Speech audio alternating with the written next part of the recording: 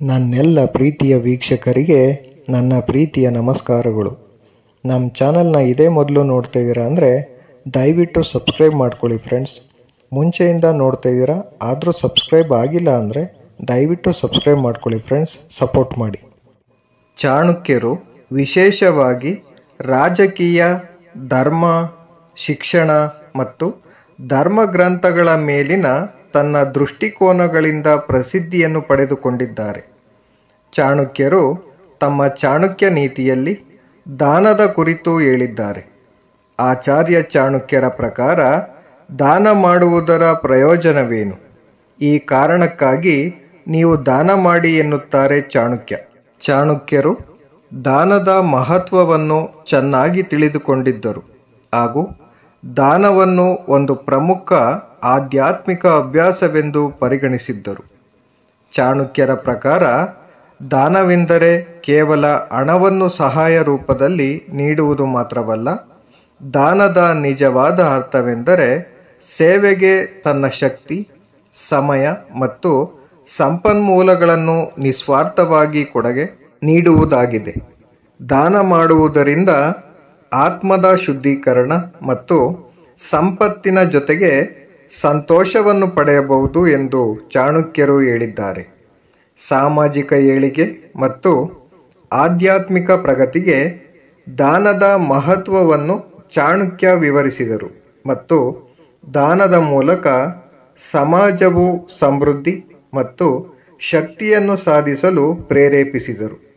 ಚಾಣಕ್ಯರ ಪ್ರಕಾರ ದಾನದ ಪ್ರಮುಖ ಅಂಶಗಳು ಯಾವುವು? ನಿಸ್ವಾರ್ಥತೆ.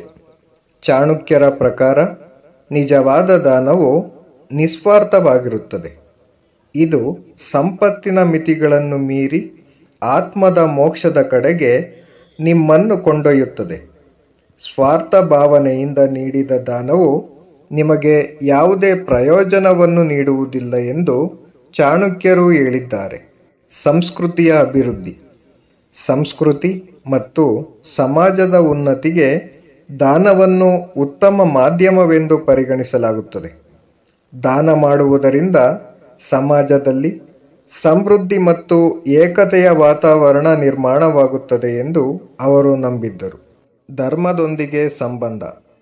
ಚಾಣಕ್ಯರ ಪ್ರಕಾರ ಧರ್ಮ ಮತ್ತು ದಾನ ಎಂಬುದು ಒಂದಕ್ಕೊಂದು ಅವಿನಾಭಾವ ಸಂಬಂಧವನ್ನು ಹೊಂದಿದೆ.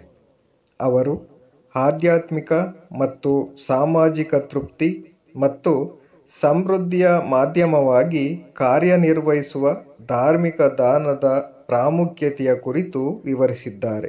ಸಮಾಜದ ಅಭಿವೃದ್ಧಿ.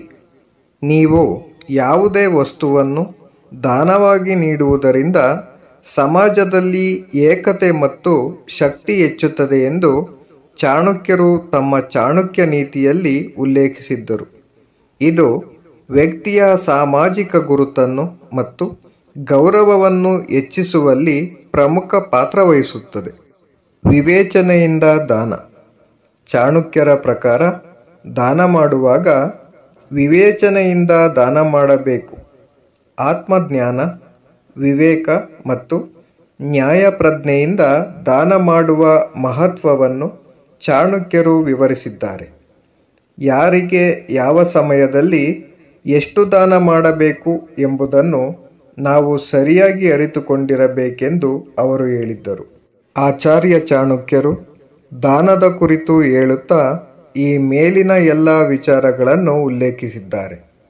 ದಾನ ಮಾಡುವಾಗ ನಾವು ಈ ಮೇಲಿನವುಗಳನ್ನು ಗಮನದಲ್ಲಿಟ್ಟುಕೊಳ್ಳಬೇಕು ಹಾಗೂ ಅವುಗಳನ್ನು ಪಾಲಿಸಬೇಕೆಂದು ಅವರು ಹೇಳಿದ್ದರು. Thank you for watching friends. Please subscribe my channel.